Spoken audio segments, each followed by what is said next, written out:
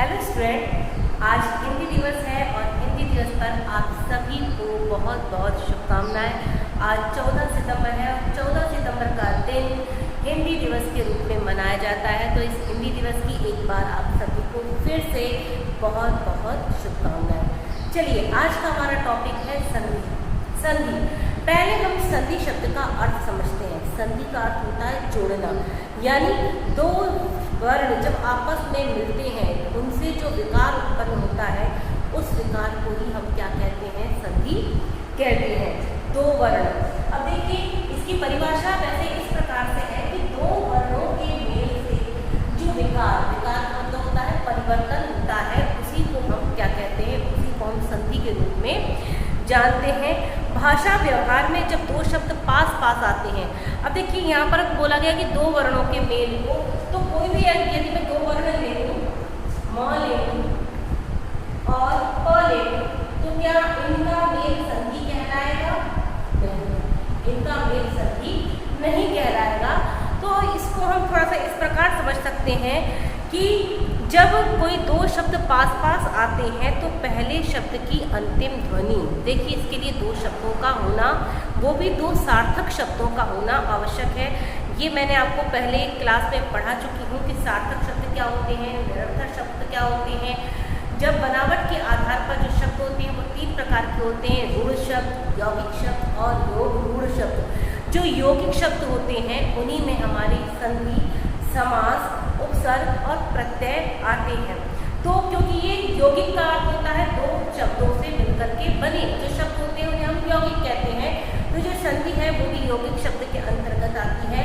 तो इसलिए इनमें दो शब्दों का होना आवश्यक है, वो भी दो सार्थक शब्दों का। देखिए सार्थक इसलिए यदि हम कोई शब्द लिखते हैं तो उसका हमें अर्थ मालूम होना चाहिए। बिना अर्थ वाले शब्द भाषा व्यवहार में उपयोग में नहीं लाए जाते। जैसे मैंने लिखा जल, तो इस जल का अर्थ आपको समझ में आ रहा है, पानी से है।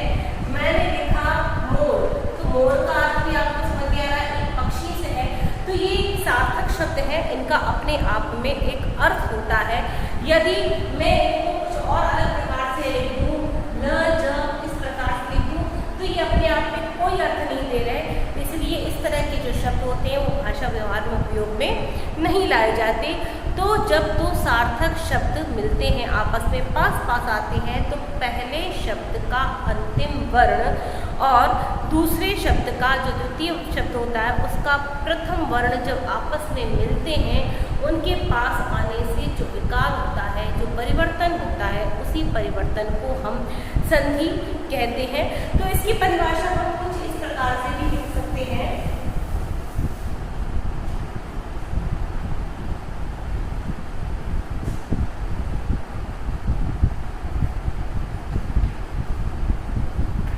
दो शब्द पास पास आते हैं तो प्रथम शब्द का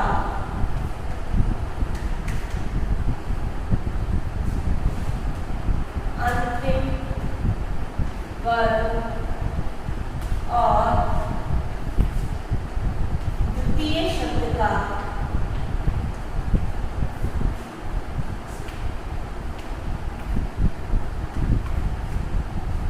प्रथम वर्ण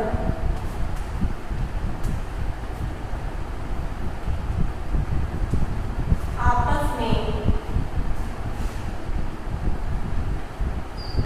मिलते हैं, तब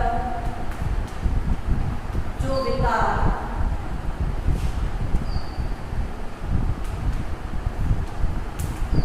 होता है उसे संधि कहते हैं। ठीक है, तो ये जो ऊपर परिभाषा है ये इसी परिभाषा का लघु रूप है, छोटा किया हुआ रूप है। तो ये सही परिभाषा है कि जब दो शब्द पास पास आते हैं तो उनमें जो प्रथम शब्द होता है उसका अंतिम वर्ण और जो द्वितीय शब्द है उसका प्रथम वर्ण जब आपस में मेल करते हैं, मिलते हैं, तब उनसे जो परिवर्तन होता है उसी परिवर्तन को हम संधि कहते हैं। जैसे उदाहरण के तौर पर यदि हम समझें, एक परिचित सा उदाहरण हिम। हिम का अर्थ होता है बर्फ, आलय। अब देखिए ये दो शब्द हैं, हिम और आलय। आलय का अर्थ होता है घर, यानी बर्फ का घर। अब संधि के अंतर्गत क्या है कि प्रथम शब्द का अंतिम वर्ण, तो इसका अंतिम वर्ण कौन सा है? म। देखिए व्यंजन वो होते हैं जो बिना स्वर की सहायता से बोले नहीं जा सकते, ठीक है। तो इसमें स्वर कौन सा है? इसमें स्वर है अ, ठीक। और यहाँ पर स्वर कौन सा है? आ। जब ये दोनों आपस में मेल करेंगे तो ये किसमें आ बन गया? बड़े आ में परिवर्तित हो गया। बचा हुआ शब्द आया लय, और यहाँ पर बच गया हिम। हिम म, ये क्यों बचा? क्योंकि इसमें से हमने स्वर अ को अलग कर दिया था, इसलिए ये अर्ध शब्द, आधा शब्द बचा है म, जिसे हमने अलग से किया है। फिर जब हम इसे एक साथ लिखेंगे तो ये ई म को आ पूरा करेगा तो बन जाएगा माँ, फिर ल, और ये जो ल बचा हुआ हो जाएगा शब्द बन जाएगा हिमालय। तो ये इस प्रकार से संधि के नियम के अंतर्गत बनता है। अब संधि के भेद, संधि कितने प्रकार की होती है? तो देखिए भिन्न भिन्न वर्णों और ध्वनियों के मेल के अनुसार यह परिवर्तन भी कैसा होता है? भिन्न भिन्न होता है। अलग अलग शब्दों के मेल से ये परिवर्तन अलग अलग प्रकार का होता है, अलग अलग रूपों में होता है। उसी के आधार पर संधि के मुख्यतः यहाँ पर हम 3 प्रकार देखते हैं। यानी संधि के भेद, संधि कितने प्रकार की होती है? यहाँ तक आपको समझ में आया होगा।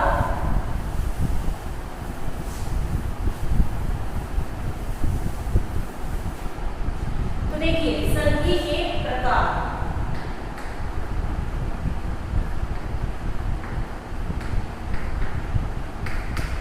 संधि मुख्यतः 3 प्रकार की होती है।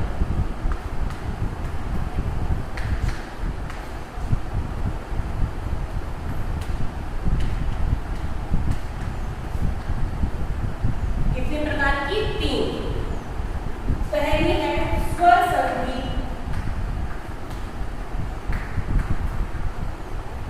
दूसरी है व्यंजन संधि,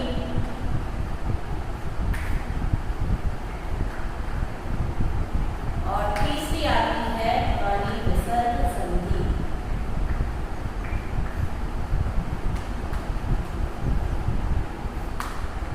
तो देखिए भिन्न भिन्न वर्णों ध्वनियों के मेल के अनुसार संधि भी भिन्न भिन्न प्रकार की है। तो इसके परिवर्तन भी भिन्न भिन्न हैं, कि उसी के आधार पर संधि के 3 रूप हैं: स्वर संधि, व्यंजन संधि और विसर्ग संधि। स्वर संधि, 2 स्वरों के मेल से जो परिवर्तन होता है। देखिए स्वर संधि, स्वर संधि में निश्चित है कि जहाँ आपस में 2 स्वर मेल करते हैं, स्वर अ से लेकर जो औ तक हमारे वर्ण है, ये स्वर कहलाते हैं। तो जब 2 स्वर आपस में मेल करते हैं तो 2 स्वरों के मेल से जो परिवर्तन होता है उसी को हम क्या कहते हैं? उसे स्वर संधि कहते हैं। तो इसकी परिभाषा हो जाएगी, तो स्वरों के मेल से जो परिवर्तन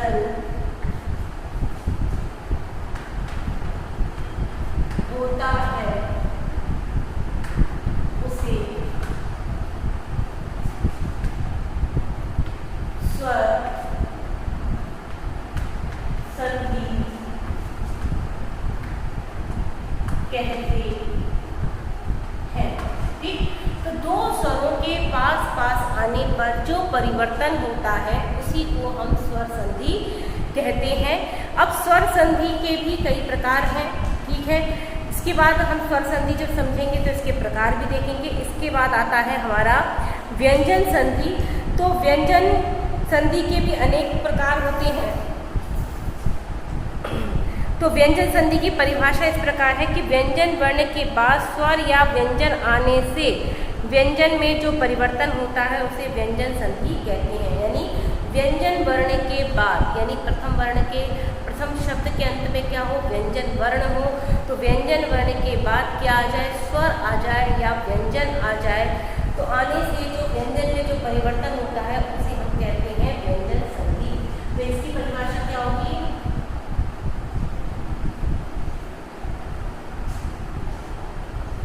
इसकी परिभाषा होगी व्यंजन वर्ण के बाद स्वर या व्यंजन आने से व्यंजन में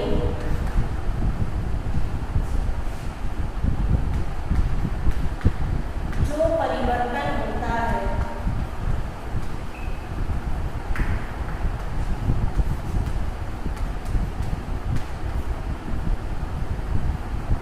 उसे व्यंजन संधि कहते हैं। ठीक है, तो व्यंजन वर्ण के बाद यदि स्वर या व्यंजन आने से व्यंजन में जो परिवर्तन होता है उसे हम क्या कहते हैं, उसे हम व्यंजन कहते हैं। इसी प्रकार से विसर्ग संधि की परिभाषा है, विसर्ग के पश्चात किसी स्वर या व्यंजन के आने पर विसर्ग में जो परिवर्तन होता है, देखिए इसकी परिभाषा, विसर्ग के बाद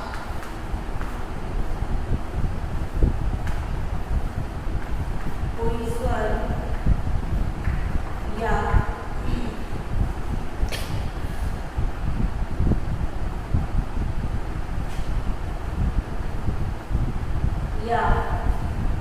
व्यंजन के आने से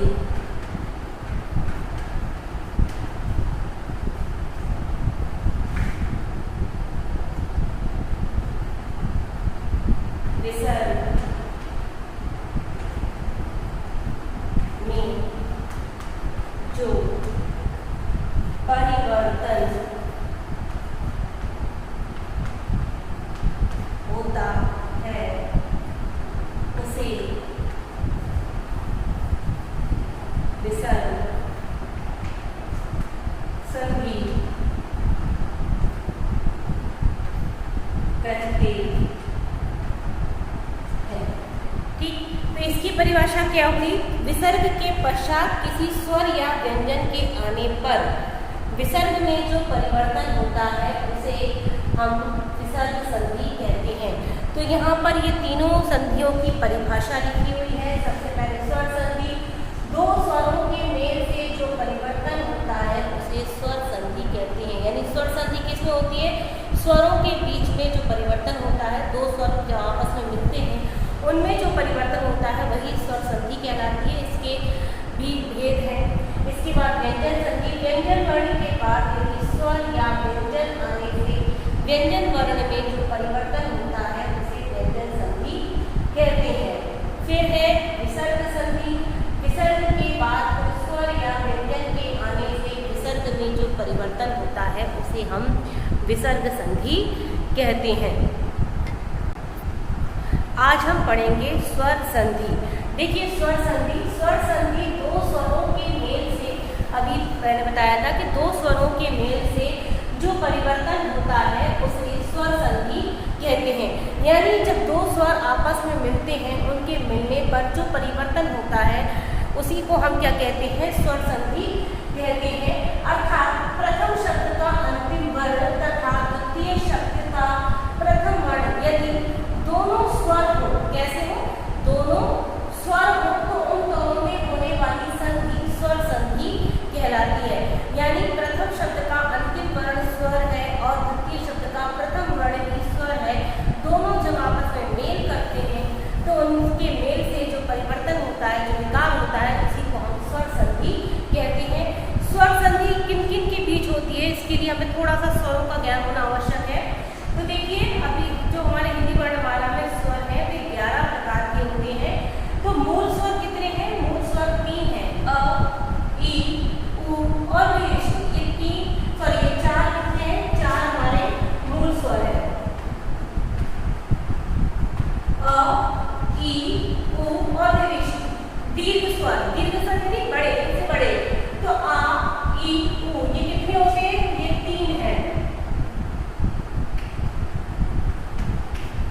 स्वर ये 3 है।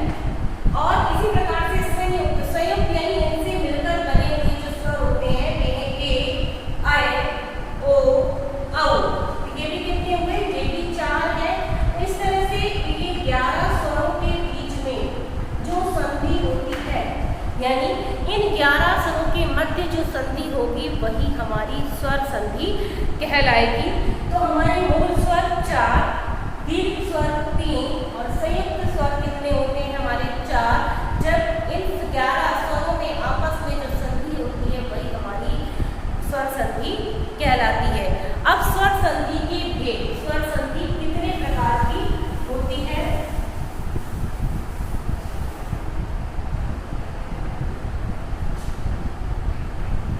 स्वर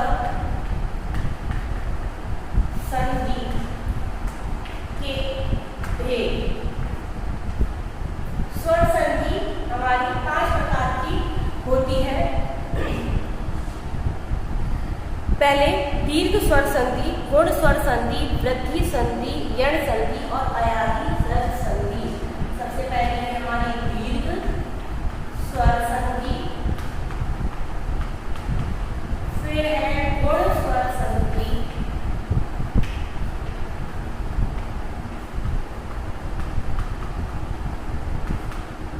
फिर है वृद्धि स्वर संधि,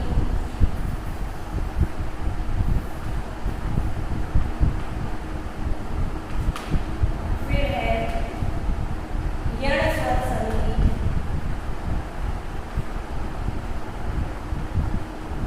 और अंतिम है अयादी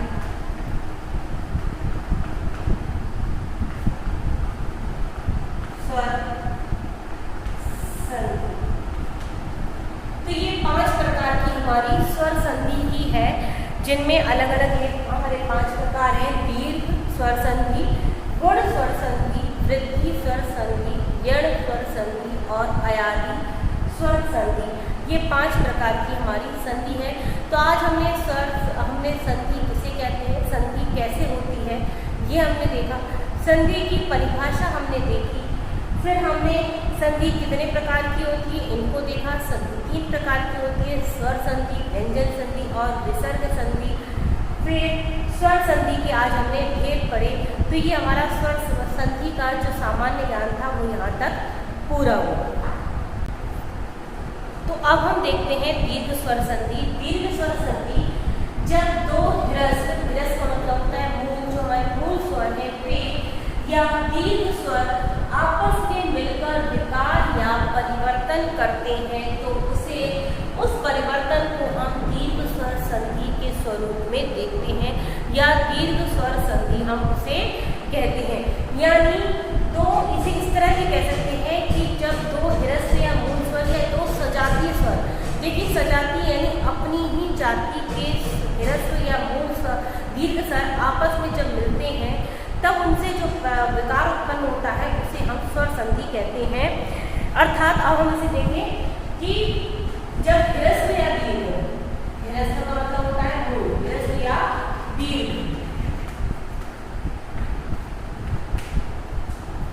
अ, ई, उ, री ऋषि, ह्रस्व या दीर्घ अ, ई, उ, री ऋषि से मिलेंगे। इनसे जो विकार होगा, इनसे जो परिवर्तन होगा वही हमारा क्या कहलाएगा, वही हमारा स्वर संधि, दीर्घ स्वर संधि कहलाएगा। अब ये हर एक सजातीय वर्ण का जो परिवर्तन है ये 4 प्रकार से होता है। अब देखिए ये जो संधि है ये किस किस के बीच में है, तो इसमें हम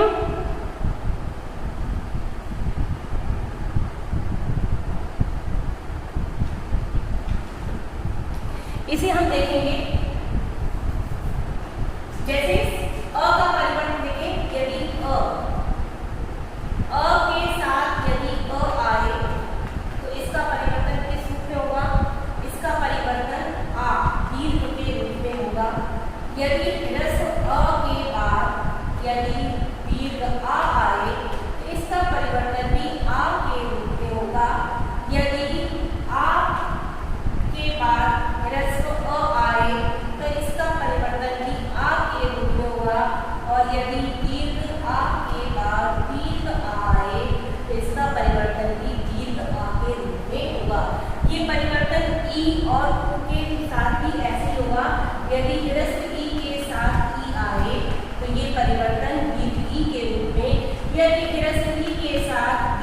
ई आए तो ये परिवर्तन भी दीर्घ ई के रूप में, यदि दीर्घ ई के साथ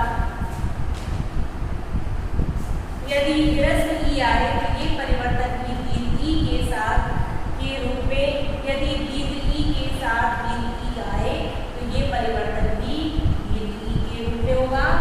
बिल्कुल ऐसे ही ऊ का परिवर्तन होगा, ऊ के बाद यदि ऊ आए तो ये भी दीर्घ में हो जाएगा परिवर्तित, यदि इसके बाद ये दीर्घ ऊ आए तो भी ये दीर्घ ऊ में परिवर्तित, यदि दीर्घ ऊ के बाद यदि ह्रस्व ऊ आए तो ये भी दीर्घ ऊ में परिवर्तित, और यदि दीर्घ ऊ के बाद दीर्घ ऊ आए तो ये भी दीर्घ ऊ में परिवर्तित होगा। तो इस प्रकार ये परिवर्तन यहाँ पर ऐसे होंगे दीर्घ स्वर संधि में। तो हम इन्हीं परिवर्तनों के अनुसार कुछ उदाहरण देखते हैं।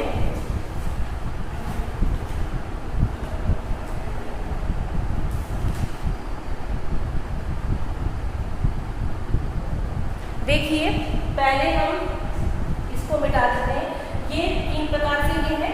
अब हम इसके अनुसार परिवर्तन देखेंगे। यदि उदाहरण हम देखते हैं,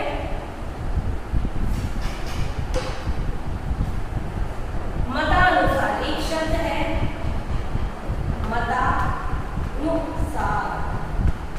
इसका जब हम विच्छेद करेंगे, इसको हम जब अलग अलग खंडों में विभक्त करेंगे तो ये ऐसा हो जाएगा मत धन अनुसार।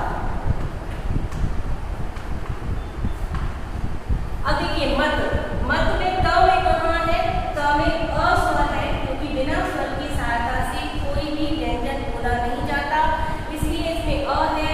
इसके बाद इसका जो मेल हो रहा है वो भी ह्रस्व अ से हो रहा है, दोनों मिलकर जो विकार उत्पन्न करेंगे वो आ के रूप में होगा। ये आ यहाँ आ जाएगा, शेष बचा हमारा जो शब्द है वो अनुसार हो जाएगा, और यहाँ से हम इस शब्द को उठाएंगे मत को, तो ये इस प्रकार से हो जाएगा, और जब हम इसे मिलाकर देखेंगे तो हो जाएगा मतानुसार, क्योंकि अभी ये त स्वर रहित है। जब इसमें आ स्वर मिल जाएगा तो ये बड़े ता के रूप में परिवर्तित हो जाएगा। तो ये परिवर्तन जो हमारा था वो इस आधार पे था, अ से अ मिलने पर आ। तो देखिए मतानुसार में मत, त में स्वर किसका सुनाई दे रहा है, ध्वनि किसकी सुनाई दे रही है, मत। त में अ की स्वर ध्वनि सुनाई दे रही है, यानी इसमें ह्रस्व आ है। अनुसार में दिख ही रहा है हमें कि ह्रस्व आ है। जब ह्रस्व अ से ह्रस्व अ मिलता है तो वो दीर्घ अ के रूप में परिवर्तित हो जाता है।